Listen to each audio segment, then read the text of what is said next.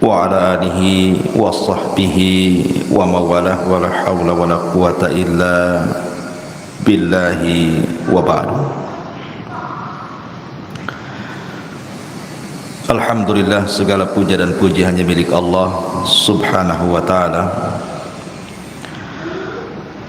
Salawat dan juga salam kita hadiahkan kepada Rasul kita Nabi besar Muhammad sallallahu alaihi wa ala alihi wasallam.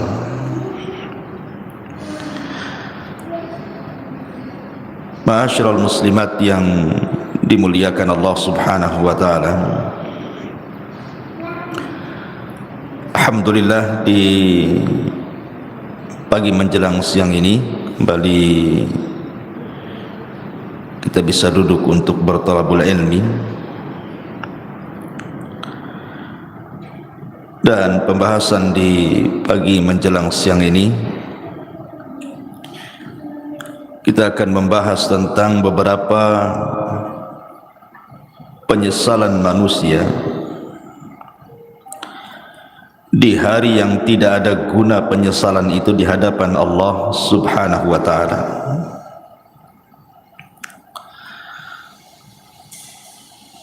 Ma'asyiral muslimat yang dimuliakan Allah subhanahu wa ta'ala, apa saja keinginan-keinginan manusia yang merupakan penyesalan dirinya dan tidak ada gunanya.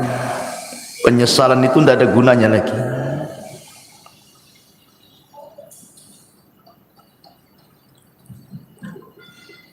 Kalau kita lihat di kehidupan kita ini, kita bertanya kepada orang-orang yang diberikan kekayaan oleh Allah subhanahu wa ta'ala, pasti keinginan mereka itu ingin bertambah kaya lagi. Karena biasanya orang-orang yang diberikan dunia itu mereka tidak akan puas dengan dunia yang dimilikinya. Makanya Anas bin Malik radhiyallahu an mengatakan, menukilkan sabda Nabi sallallahu alaihi wasallam, "Lau anna libni Adam wadiyan min dhahab." Kalau seandainya anak Adam ini memiliki satu lembah semua emas, ahabba ayyakuna lahu wadiyan, pasti dia berkeinginan untuk menambah 2 lembah emas lagi. Walan yamla'a fahu illa turab wa yatubullahu ala man tab. Dan orang ini tidak akan puas mengejar cita-citanya untuk mengumpulkan dunia kecuali tanah yang menimbunnya. Kalau sudah ditimbun tanah, baru tahu, barulah dia menyesal. Ma'asyiral muslimat yang dimuliakan Allah azza wa jalla, setiap manusia itu pasti akan melewati padanya sakaratul maut.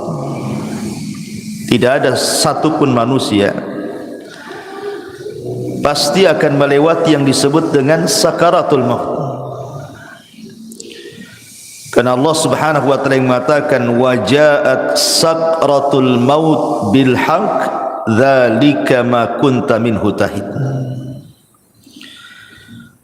Dan akan datang sakaratul maut, dan itu sebuah kebenaran. Itulah yang membuat manusia lari padanya. Apabila malaikat maut sudah dekat dengan kita,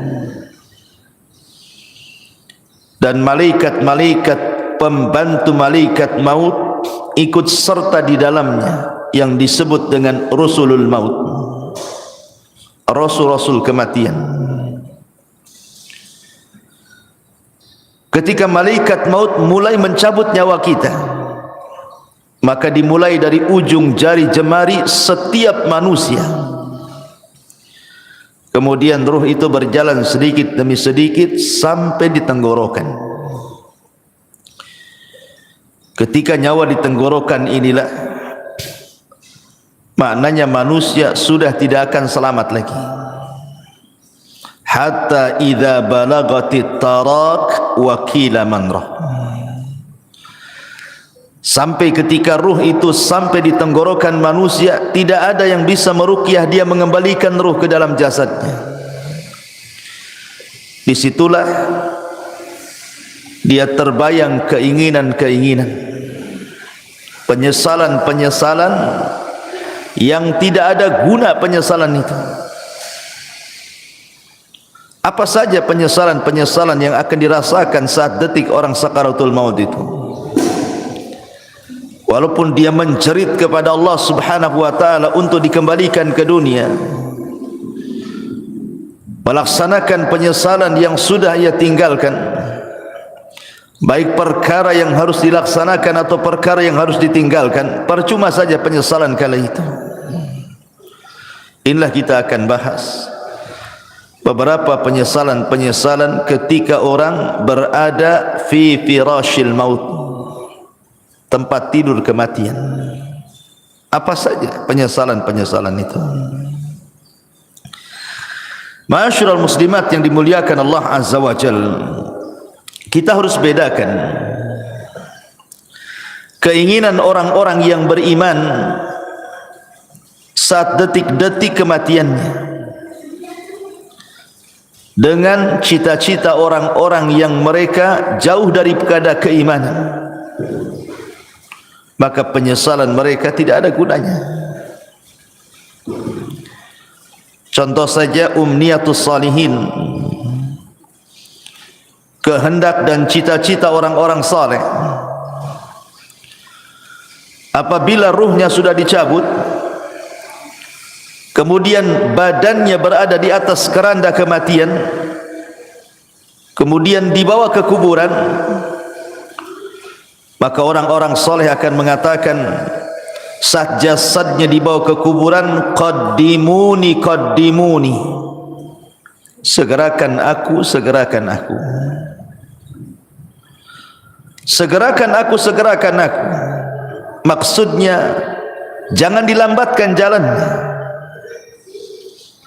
supaya cepat dikubur, karena dia tahu di hadapan dia ada nikmat yang luar biasa. Tetapi kalau dia orang fasik, orang jahat, maka dia akan berteriak kepada orang-orang yang membawa jasad dia ke kuburannya dan mengatakan, ya wailaha aina yadhhabuna biha. Celaka, celaka, hendak kau bawa kemana jasadku ini? Dia pun berteriak-teriak, tidak ada yang mendengar selain makhluk-makhluk di luar manusia dan jin. Ma'asyiral muslimat yang dimuliakan Allah Subhanahu wa taala, apabila seorang yang beriman betul-betul sudah dimasukkan ke dalam kuburan, kalau dia meninggal karena mati syahid, maka dia akan meminta kepada Allah Subhanahu wa taala untuk dikembalikan ke dunia. Untuk apa? Untuk berperang kembali dan mati syahid kedua kalinya, dan itu kemuliaan baginya.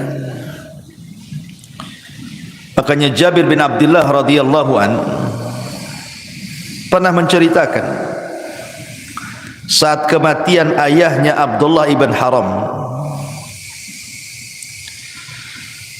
Jadi saat kematian Abdullah ibn Haram, Jabir bin Abdullah ini, dia merasa sedih. Bagaimana tidak ayah tercintanya satu-satunya harus mati syahid di Uhud. Kemudian sambil memeluk ayahnya yang sudah tidak bernyawa itu,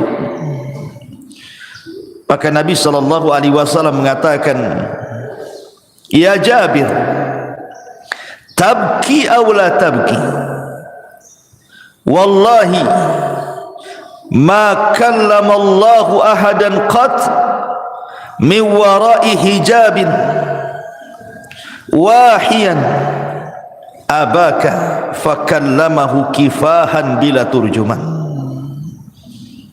Jabir, menangis ataupun engkau tidak menangis, sungguh Allah Subhanahu wa taala tidak pernah bicara pada siapapun di balik tabirnya secara wahyu kecuali bapakmu. Bapakmu diajak bicara oleh Allah tanpa penerjemah, di mana Allah Subhanahu wa taala mengatakan kepada ayahmu, tamanna ya abdi, berangan-anganlah wahai hambaku, bercita-citalah wahai hamba-hambaku. Ya abdi tamanna alayya u'tik, wahai hambaku, mintalah sesuatu kepadaku, aku akan beri. Maka ayahnya Jabir, Abdullah ibn Haram, mengatakan, ya Rabb, ya Rabb, tuhyini fa'aqtulu fika thaniyatan, hidupkan aku kembali ya Rabb, supaya aku bisa berperang untukmu kedua kali, dan aku bisa mati syahid kedua kalinya. Tapi Allah Subhanahu wa taala mengatakan, innahu qad sabaqa minni annahum ilaiha la yarji'un. Tidak mungkin wahai Abdullah, orang yang sudah mati itu hidup lagi. Kemudian Abdullah ibn Haram mengatakan, kalau begitu sampaikan kepada orang-orang yang masih hidup akan posisiku di hadapan. Maka Allah Subhanahu wa taala turunkan ayat, wala tahsabannal ladzina qutilu fi sabilillahi amwatan bal ahya inda rabbihim yurzaqun. Jangan kau sangka orang-orang yang mereka mati di jalan Allah, terbunuh dalam jihad, mereka mati. Tidak, mereka hidup.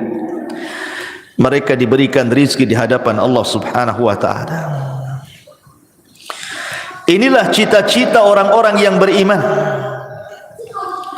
Walaupun cita-cita ini mustahil dilakukan, mustahil terkabulkan, tapi cita-cita mereka mulia. Ingin hidup kembali, ingin berperang karena Allah, dan ingin mati syahid kedua kalinya. Begitulah umniyatus salihin, angan-angan orang-orang yang saleh. Makanya dalam surah Yasin ada satu kisah yang disebut dengan Habibun Najjar. Dalam surah Yasin itu ada kisah yang disebut dengan kisah Habibu An-Najjar. Bagaimana kisahnya Habibun Najjar itu? Jadi suatu hari di sebuah perkampungan di zaman setelah Isa bin Maryam, sebelum diutusnya Nabi sallallahu alaihi wasallam, di kampung itu atau daerah itu sangat penuh dengan kezaliman, penuh dengan kesyirikan. Diutuslah oleh Allah Subhanahu wa taala dua nabi untuk mendakwahi kampung tadi. Ada yang mengatakan bahwa dua orang ini bukan nabi tetapi murid-muridnya Isa bin Maryam untuk mendakwahi daerah tersebut, tapi didustakan oleh kaumnya. Akhirnya Allah Subhanahu wa taala mengutus satu lagi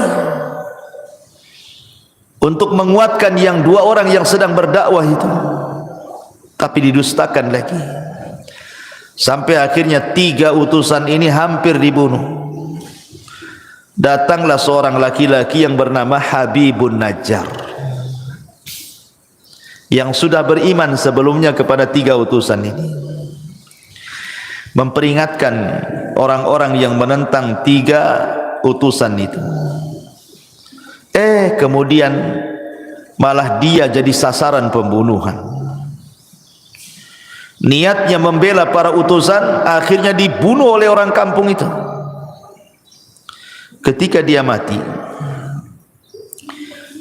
maka ruhnya diperlihatkan sorga dan kenikmatan-kenikmatan di dalamnya, sampai Allah katakan qila dkhulil jannah, masuklah kau Habibun Najjar ke dalam surga. Qala, maka Habibun Najjar mengatakan, ya laita qaumi ya'lamun bima ghafara li rabbi wa ja'alani minal mukramin.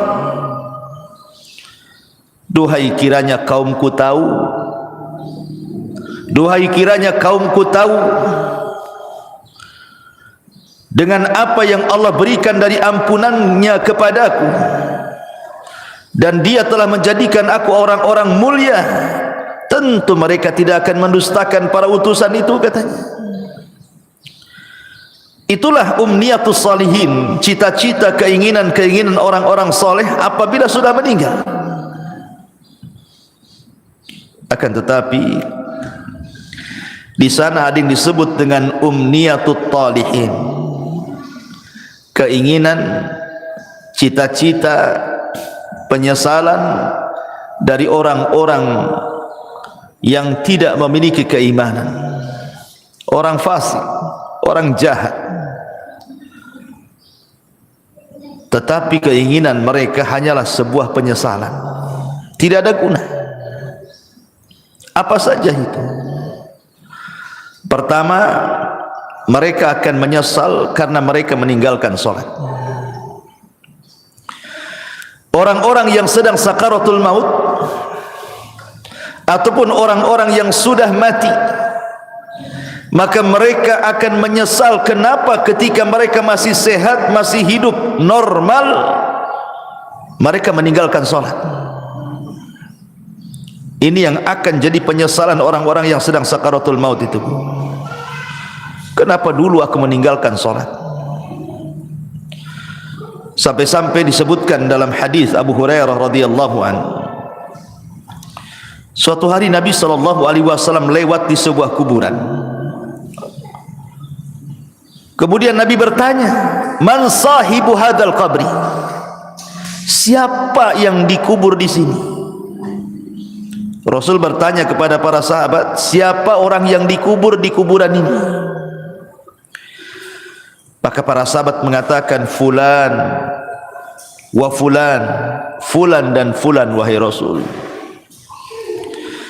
Maka Nabi SAW mengatakan, rak'atani ahabbu ila hadha min baqiyati dunyakum, wa fi riwayatin rak'atani khafifatani mimma tahkiruna yaziduha hadha fi amalihi ahabbu ilaihi min baqiyati dunyakum.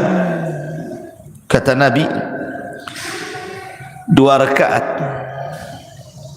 lebih dicintai orang yang ada di kuburan ini dibandingkan dunia yang kalian miliki.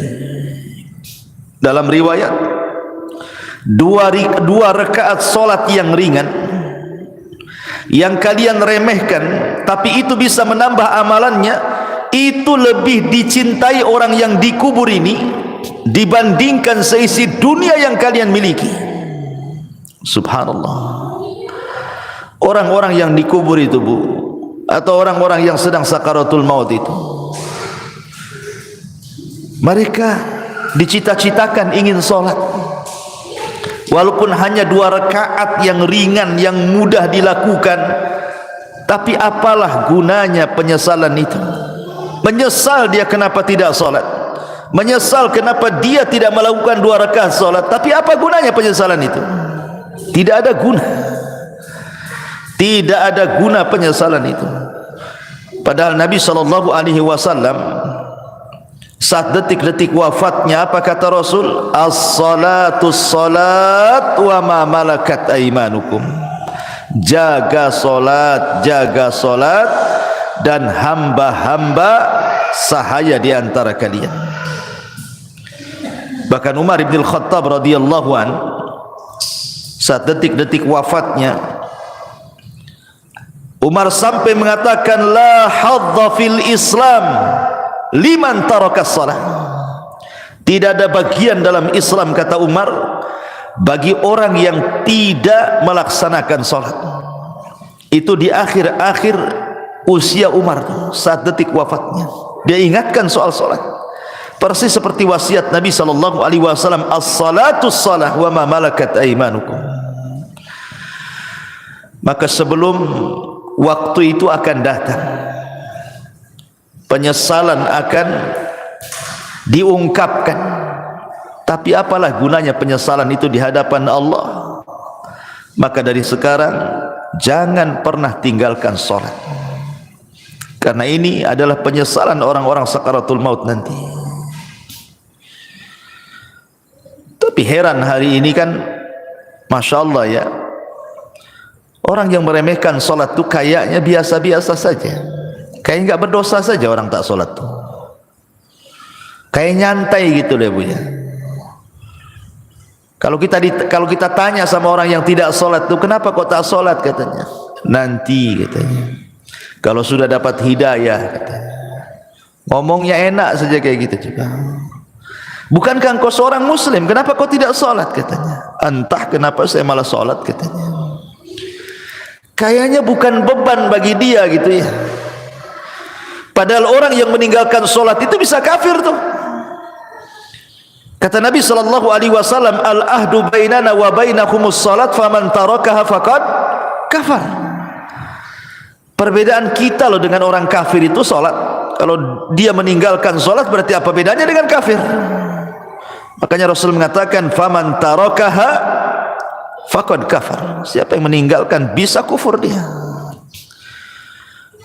Maka Bu, nasihati kalau ada keluarga yang tidak salat, ajarkan salat, suruh mereka salat. Jangan sampai datang waktu di mana dia ingin salat tapi keinginannya hanya menjadi penyesalan bagi dia, karena tidak ada guna.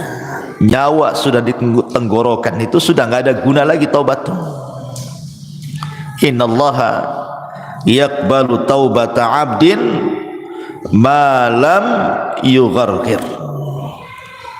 Sungguhnya Allah subhanahu wa ta'ala itu hanya menerima taubatnya seorang hamba sebelum nyawa di kerongkongan. Ini yang pertama. Penyesalan yang kedua, as-sadaqah, sedekah. Allah subhanahu wa ta'ala mengatakan dalam surah Al-Munafikun ayat 100, ayat 10 sampai 11, wa anfiqu mimma razaqnakum min qabli an ya'tiya ahadakumul maut fayaqula rabbi laula akhartani ila ajalin qarib fa asaddaqa wa akum minas salihin walan yuakhirallahu nafsan idza jaa ajaluha wallahu khabirum bima ta'malun. Allah subhanahu wa ta'ala sudah mengingatkan jauh-jauh hari sebelum datang detik-detik kematian itu. Infak, perbanyak sedekah dari rizki yang kami rizkikan kepada kalian sebelum datang satu hari kematian akan menjemput kalian, dan kalian mengatakan Rabbi ya Rabb laula akhartani ila ajalin qarib, kalaulah engkau hidupkan aku sesaat, kalaulah engkau sembuhkan aku sesaat. Apa yang terjadi? Fa asaddaqa wa akum minas salihin. Aku janji aku akan sedekah dan aku akan menjadi orang baik. Tetapi Allah mengatakan walan yuakhirallahu nafsan idza jaa ajaluha. Tidak mungkin Allah mengakhirkan hidupnya kalau sudah datang ajalnya. Tidak mungkin Allah mengakhirkan hidupnya, mengembalikan nyawa yang sudah ditenggorokan dikembalikan kepada badannya kalau sudah ditetapkan hari itu dia harus mati. La yastakhiruna sa'ata wa la yastaqdimun.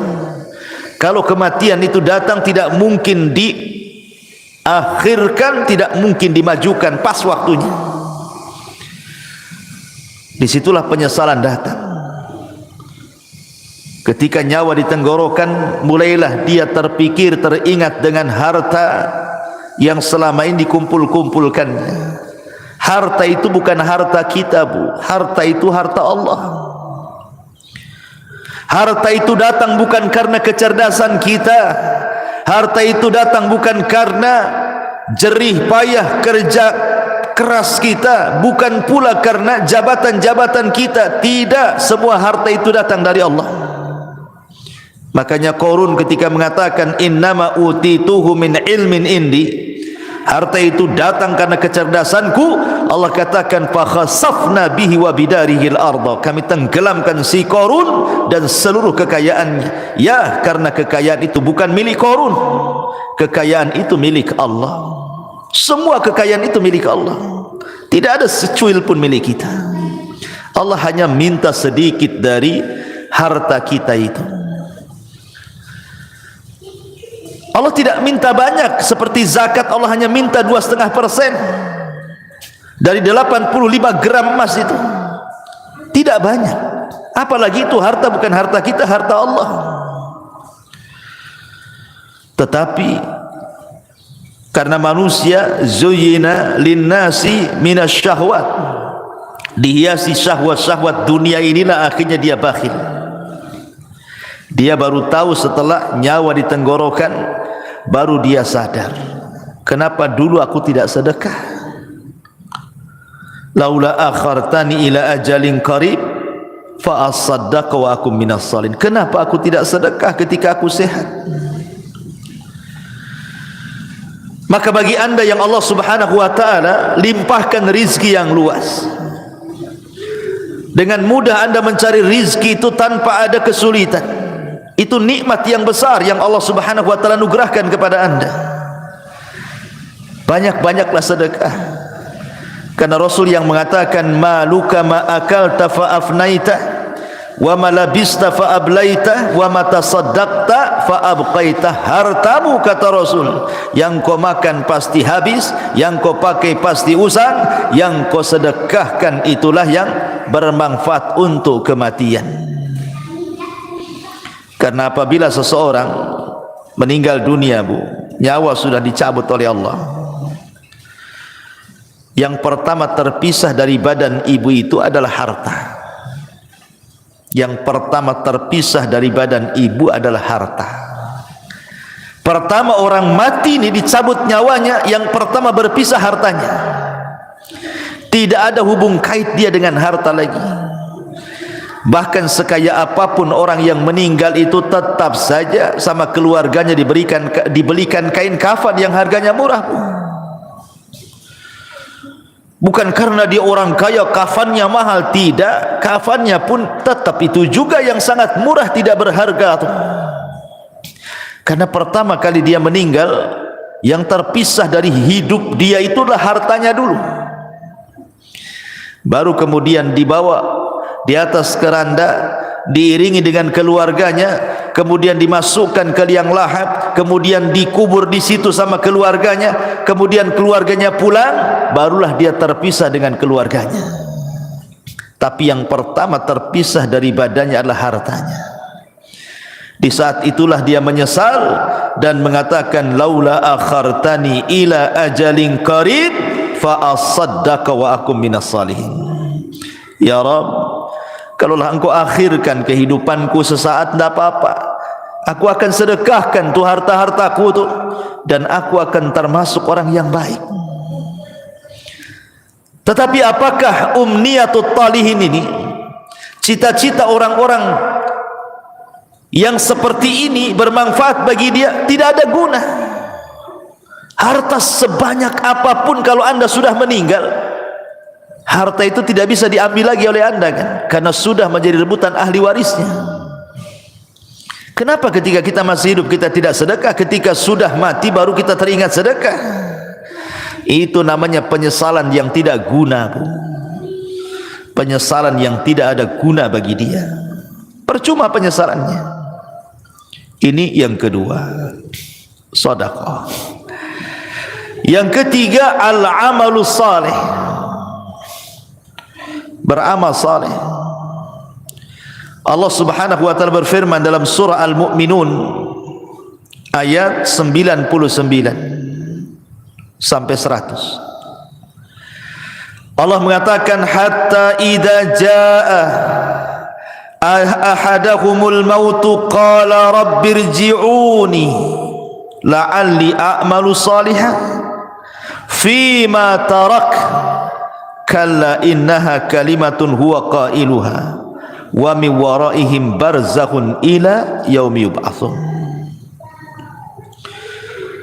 hatta idza ja'adahumul maut, apabila kematian datang kepada salah seorang di antara mereka, qala, dia pun mengatakan, Rabbirji'uni, ya Allah, kembalikan aku ke dunia walaupun sesaat, la'alli a'malu salihan, agar aku bisa beramal saleh, fima tarak, terhadap apa yang kutinggalkan selama aku masih hidup. Jadi orang-orang ini, Bu, apabila nyawa di tenggorokan, apabila nyawa sudah di tenggorokan, sudah tidak mungkin diselamatkan, tidak mungkin lagi hidup lagi orang ini, maka dia akan menjerit-jerit dan mengatakan, Rabbirji'uni, Rabbirji'uni, ya Allah, kembalikan aku ya Allah.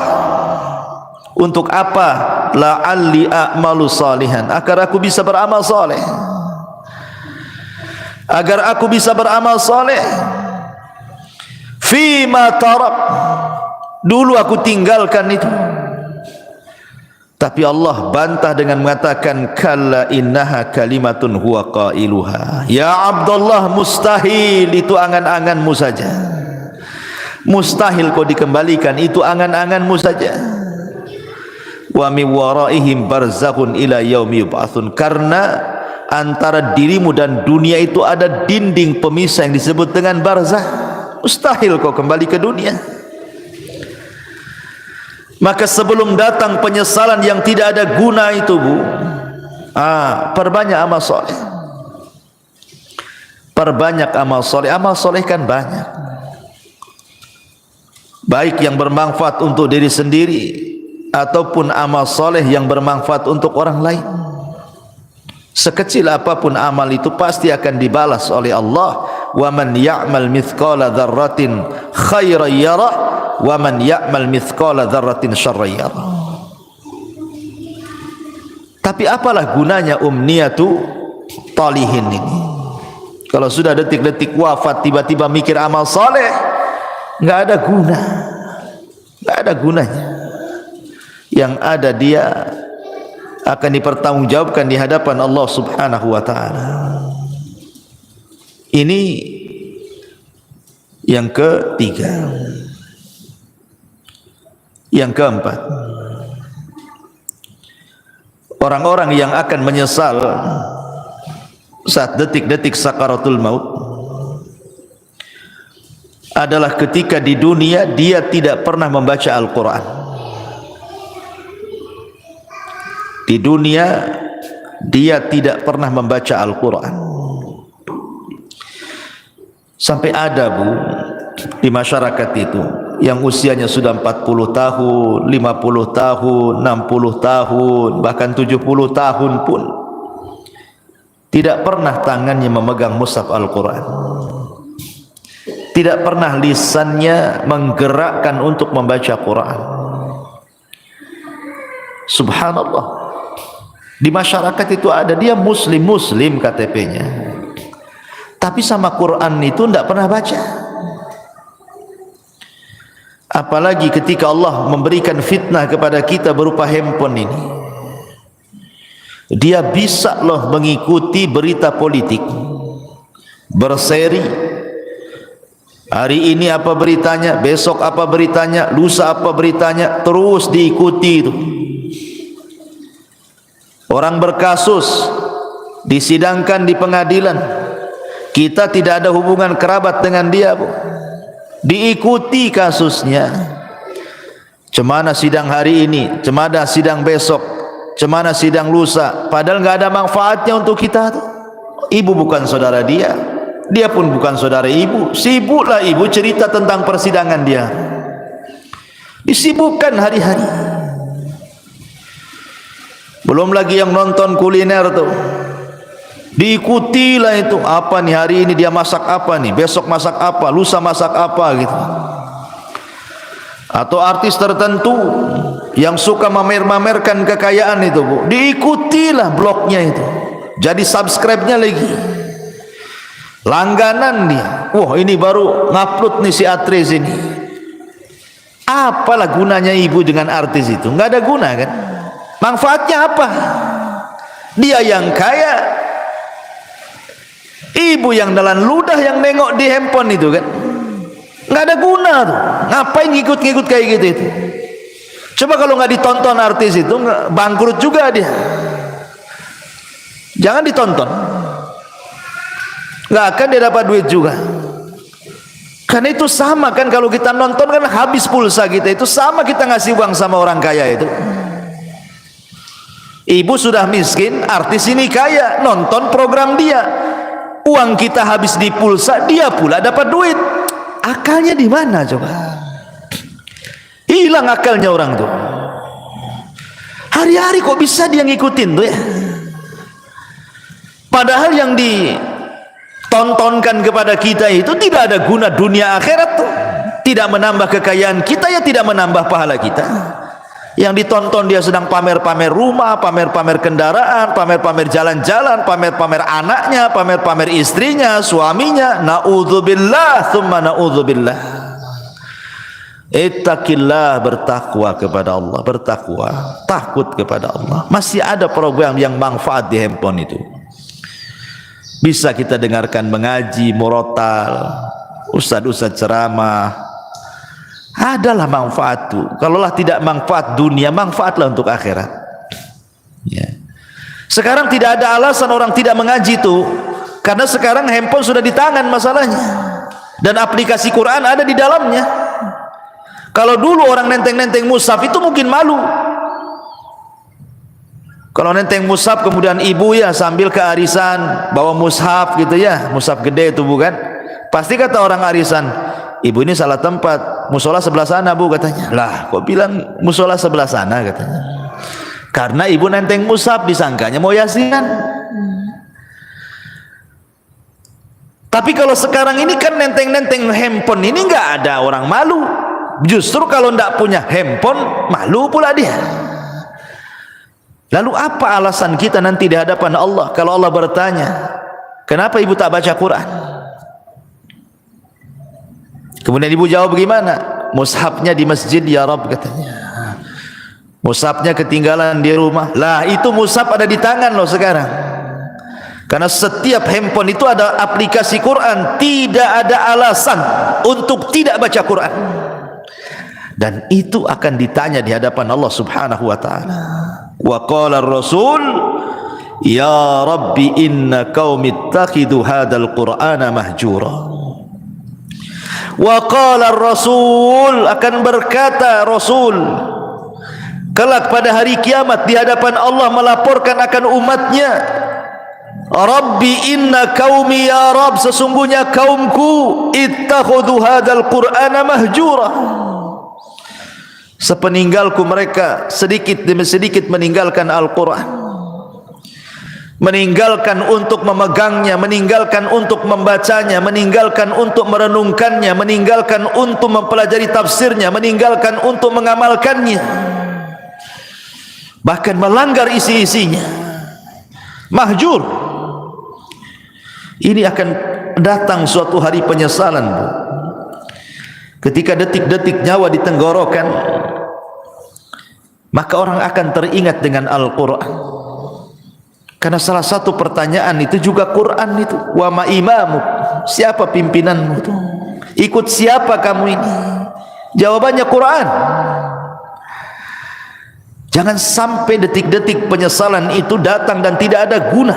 Saat ruh sudah di tenggorokan, tiba-tiba kita berpikir dengan Quran, apa gunanya lagi? Anda sudah tidak bisa baca Quran, Anda saja dibacakan Quran. Orang yang detik-detik wafat itu kan sibuk tuh orang-orang baca Quran. Anda saja ditalkinkan tidak bisa ngomong, macam mana mau baca Quran? Apa nunggu kita tidak bisa menyebut kalimat kecuali la ilaha illallah baru terpikir ingin baca Quran? La ilaha illallah. Jangan. Ini akan jadi penyesalan yang tidak ada guna nanti. Dari sekarang kalau ada waktu baca Quran, baca Quran. Ya. Ma'asyiral muslimat yang dimuliakan Allah Subhanahu wa taala. Kemudian yang berikutnya penyesalan yang akan datang adalah dia akan menyesal kenapa di dunia dia tidak berkawan dengan kawan-kawan yang saleh. Karena di dunia ini kan orang terkadang menghabiskan waktu dengan kawan-kawan yang tidak ada manfaat untuk akhirat. Kita lihat para pengusaha, orang-orang kaya itu, ya kawannya sesama pengusaha kan. Kalau orang miskin ya sama orang miskin lah kawannya kan. Pengusaha tak mau juga berkawan sama ibu pula. Ya. Biasanya kan begitu kan, kawan itu kan seprofesi itu, pamanya olahraga lah kan itu. Kalau pemain bola ya pasti berkawan dengan pemain bola. Nah mungkin lah pemain bola berkawan dengan bulu tangkis, gak nyambung tuh. Lah terkadang, subhanallah, kadang-kadang ya kita tidak hendak membicarakan lain-lain, ini hanya sekedar nasihat saja ya. Kadang ada orang tuh bergelut dengan dunia olahraga. Anggaplah dia mungkin timnas gitu ya. Hari-hari main bola saja tuh. Pagi latihan bola, siang latihan bola, sore latihan bola. Kawannya dengan orang-orang bola itu saja tuh. Besoknya gitu lagi, besoknya gitu lagi. Terkadang di antara mereka ada yang meninggalkan sholat, bahkan tidak sholat, bahkan mungkin kawannya orang kafir yang jelas-jelas kafir kan gitu. Olahraga itu tidak diharamkan, bahkan boleh jadi itu sebuah hal yang dianjurkan untuk kesehatan. Tapi kalau itu menjadi tujuan hidup, 1 hari, 2 hari, 1 bulan, 2 bulan, 1 tahun, 3 tahun, sampai habis waktunya hanya untuk memikirkan bola saja, ini akan jadi penyesalan. Akan jadi penyesalan. Orang-orang kaya yang berbisnis hanya hubungannya dengan orang kaya saja. Setiap ketemu bicara bisnis, setiap nelpon bicara bisnis. Pokoknya di otaknya bisnis, bisnis, bisnis, bisnis.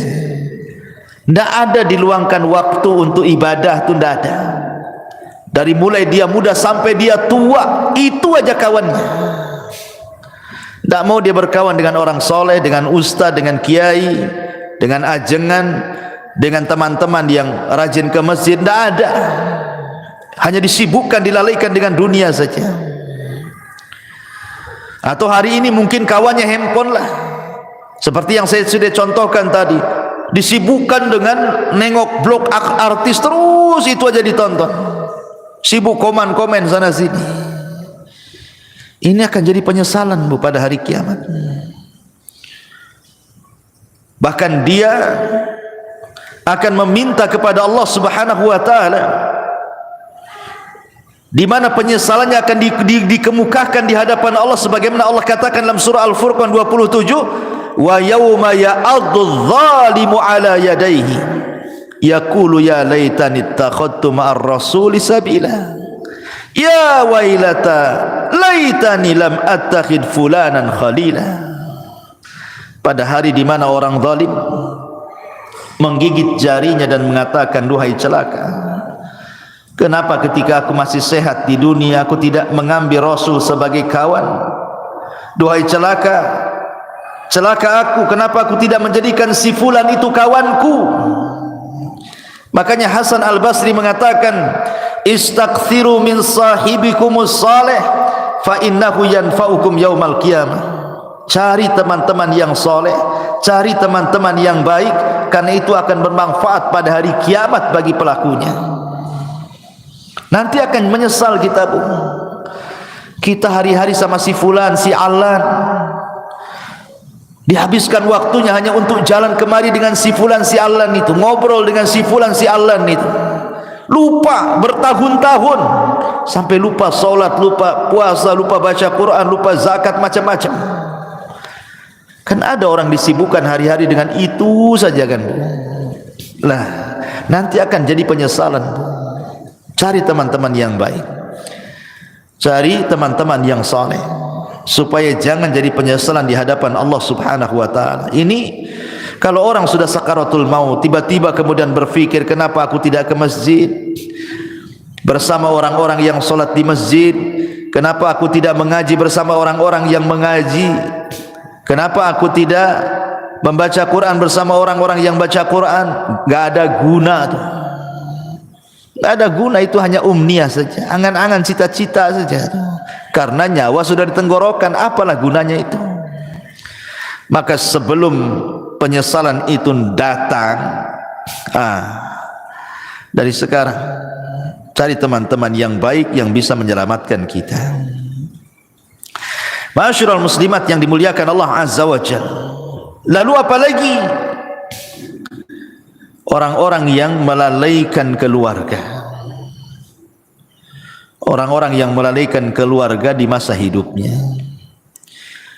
Boleh jadi dia biarkan anak-anaknya bermaksiat kepada Allah. Orang tuanya membiarkan anaknya seperti itu. Anaknya membuka aurat, dibiarkan saja. Tidak pernah disuruh menutup aurat atau diberikan jilbab untuk menutup aurat. Anaknya hilang bergaul dengan siapa, tidak pernah ditanya, nak siapa kawanmu itu, sholat tidak, pakai jilbab tidak, macam mana dia agamanya, tidak pernah ditanya. Kalau sudah keluar les, yang penting dia balik, ya kan? Tidak ada kecemburuan, tidak ada kecemburuan kepada keluarga, terutama kepala-kepala rumah tangga itu disebut dayus namanya. Dayus itu orang yang dilaknat Allah karena tidak punya kecemburuan kepada keluarganya. Jangan sampai seperti Allah yang Allah katakan, antakula nafsun ya khasrata ala ma farrattu fi jambillah. Jiwa akan mengatakan, duhai aku rugi, ma farrattu fi jambillah, berapa banyak kemudian kelalaian-kelalaian yang aku lalaikan di sisi Allah. Aku tidak mengurus keluargaku, tidak bertanggung jawab kepada keluargaku, tidak mengarahkan mereka ke dalam agama, tidak mengarahkan mereka untuk salat, untuk baca Quran, untuk belajar agama. Semua akan ditanya nih. Semua akan ditanya dan akan menjadi penyesalan kelak pada hari kiamat. Amanah ini akan ditanya. Ya hasrata ala ma farrattu fi jambillah. Ma'asyiral muslimat yang dimuliakan Allah Subhanahu wa taala. Maka sebelum itu terjadi, arahkanlah orang-orang tua, ibu-ibu, supaya anak-anak itu menjadi anak yang soleh dan solehah. Karena itu manfaatnya untuk kita masalahnya. Apabila ibu sudah meninggal, siapa yang mendoakan itu kalau bukan anak-anak? Ibu sudah tidak bisa beramal di kuburan itu. Ibu hanya menanti doa anak-anak yang mengatakan, Rabbighfirli wali walidai. Ya Allah, ampuni aku dan kedua orang tuaku. Itulah harapan kita ketika masuk kuburan itu, adalah transfer doa-doa ampun dari anak-anak kita. Dan itu tidak mungkin dilakukan anak kecuali kita yang mendidik anak itu dari kecil sampai dia menjadi anak soleh dan soleh, baru dia akan doakan orang tuanya. Dan ini akan jadi penyesalan, kenapa dulu saya tidak didik anak saya. Pernah saya ceritakan kan sama ibu-ibu, saya itu waktu di Kijang, Tanjung Pinang sana, saya disuruh untuk memandikan jenazah. Ustaz, bisa enggak mandiin jenazah?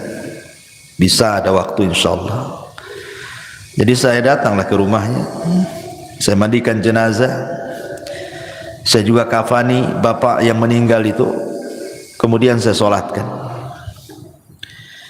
Ketika jenazah itu dari rumah hendak diangkat ke musola, karena dekat musolahnya dari rumahnya itu. Kan biasa bu, kalau ada orang meninggal kan depan rumah pasti sudah dipasang terop, kursi-kursi sama RT di situ itu. Jadi setelah kemudian jenazah itu di masjid, coba saya tanya, mana keluarganya, mana keluarganya? Biar dia di saf pertama mau saya bimbing supaya dia mendoakan orang tuanya, karena kan doa yang paling mustajab itu doa ketika sholat jenazah kan bagi si mayat itu, dan itu doa terakhir anaknya kan gitu. Habis itu tidak akan melihat lagi kekanak-kanak akan dikubur. Jadi saya panggil lah, mana anaknya?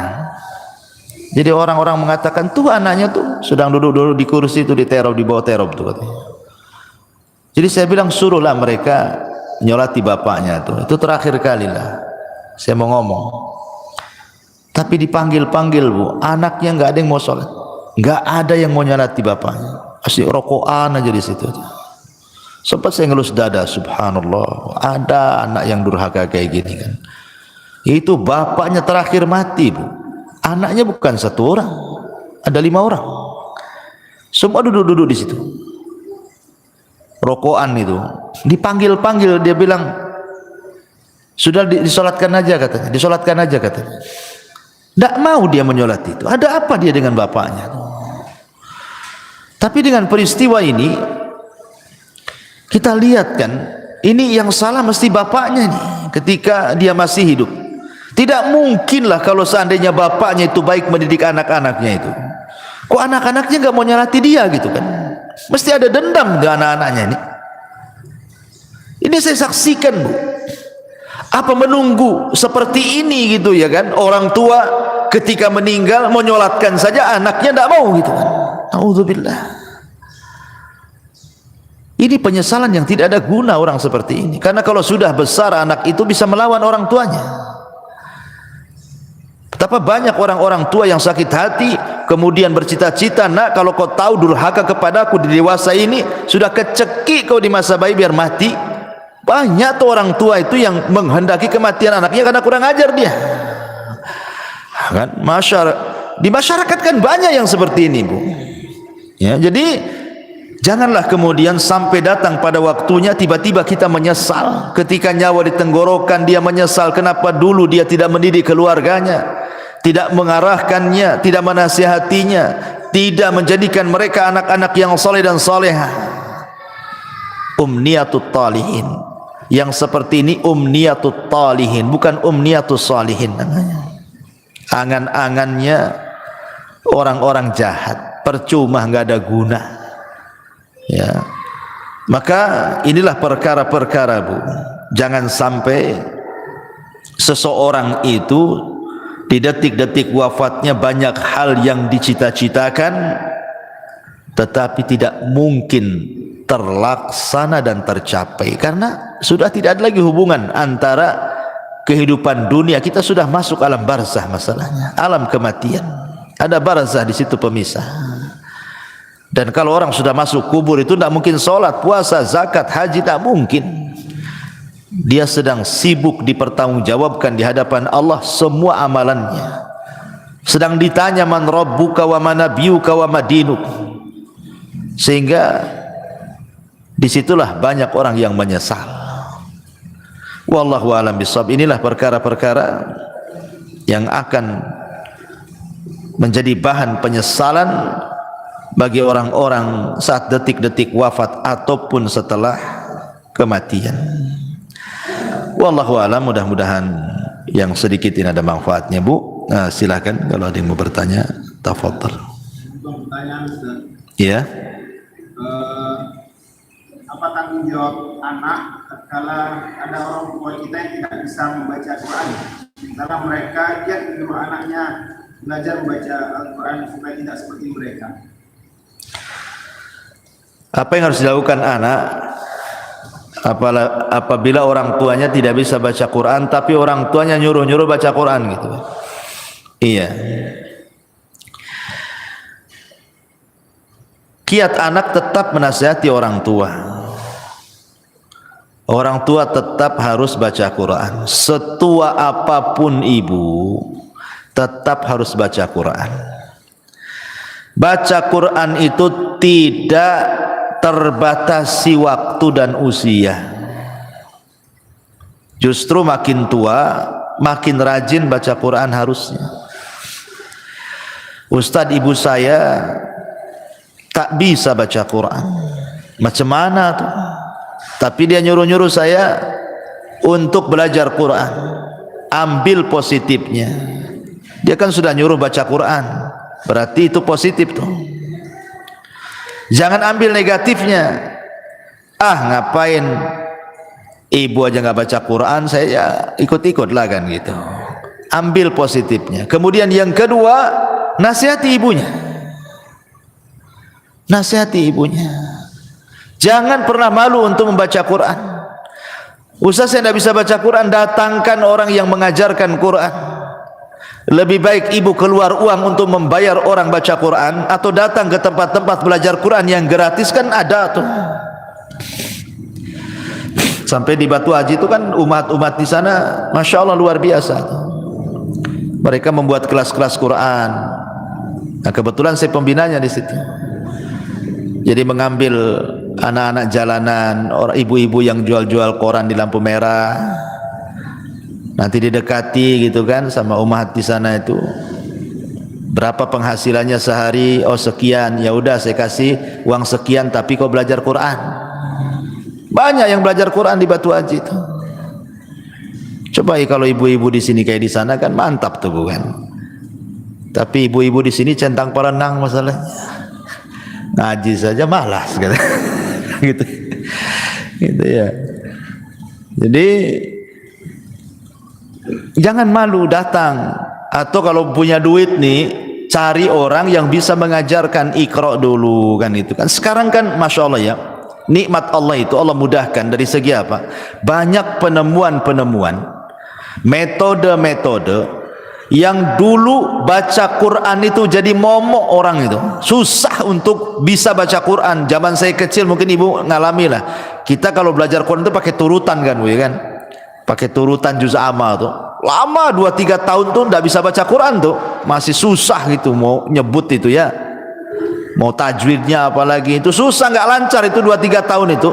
Tapi sekarang lo ada metode ditemukan 24 jam dia bisa mampu untuk mengenal huruf-huruf hijaiyah. Ditemukan metode tuh, metode 3 hari bisa baca Quran, metode 10 hari bisa baca Quran. Allah mudahkan loh semuanya dengan ditemukan metode-metode mudah. Lah sekarang sudah ditemukan metode-metode mudah, kok tidak mau belajar Quran? Dulu orang-orang dulu ketika susah ditemukan metode-metode ini sehingga 2-3 tahun baru lancar itu, oh sampai dipecut-pecut sama orang tuanya.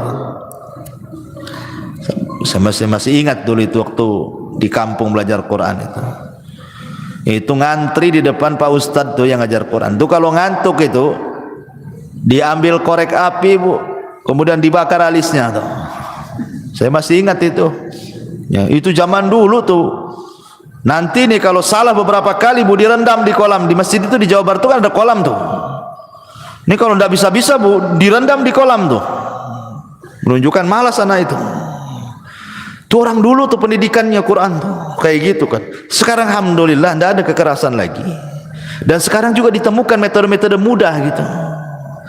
Lah kalau sudah ditemukan metode-metode mudah, kok tidak mau belajar Quran, itu aneh. Ustaz, orang tua saya sudah tua kali, tidak mungkin lah belajar Quran, sakit-sakitan. Ya sudahlah, kalau memang mustahil dia didengarkan Quran saja lah. Dengarkan murotal. Kalau tidak mau belajar Quran, dengarkan Quran. Nah itulah terakhir, apalagi ya. Wallahu a'lam.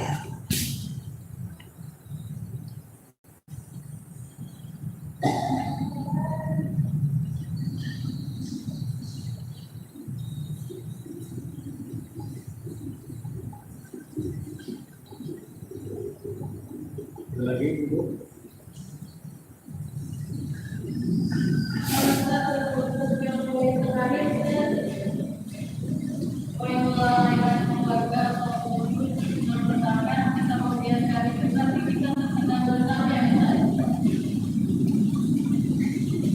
Mana? Gak dengar pertanyaannya. Apa Akhedi? Yang melalaikan keluarga ya.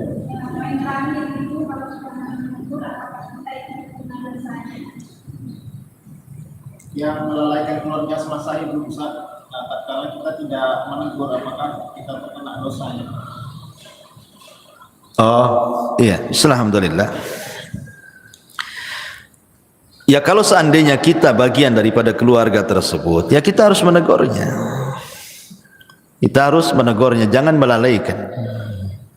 Kalau kita bagian daripada keluarga tersebut, itu dalam rangka tanasuh wa tawassaw bil haqqi wa tawassaw bis sabri namanya. Saling tanasuh dengan kebenaran. Tegur. Pamannya ibu nih, ya, suaminya cuek-cuek saja gitu kan. Ibu pula yang berinisiatif. Ngomong, tolonglah bang, abang ini kepala keluarga. Ya, arahkanlah anak itu. Saya sudah coba juga ngarahkan anak, tak bisa-bisa gitu kan. Kerja saling mengingatkan, kan memang harus begitu, tanasuh saling mengingatkan. Kadang ada waktu-waktunya lalai, waktu-waktunya lupa, ya harus diingatkan. Atau umpamanya ibu mengingatkan keluarga saudara. Keluarga saudara umpamanya ibu punya adik, sudah berkeluarga lah gitu, hidupnya jauh dari agama. Ya ibu nasihatilah, deh janganlah kayak gitu. Ya sholat, ya sekolahkanlah anakmu itu di sekolah-sekolah Islam, gitu kan. Itu bagian tanasuh, walaupun itu bukan tanggung jawab ibu itu. Karena kalau sudah adik atau kakak itu kan sudah berkeluarga, kan sudah beda kamar kan gitu Pak ya. Ya, tetapi kan dalam rangka tanasuh ya tidak apa-apa, kita sampaikan saja kepada keluarga. Itu dalam rangka dakwah kepada keluarga, ku anfusakum wa ahlikum nara. Jaga diri kalian dan keluarga kalian dari api neraka. Ya tidak apa-apa, terus diingatkan saja. Wallahu a'lam. Subhanakal bihamdika asyhadu an la ilaha illa anta astaghfiruka wa atubu ilaik. Allah ta'ala. Assalamualaikum warahmatullahi wabarakatuh.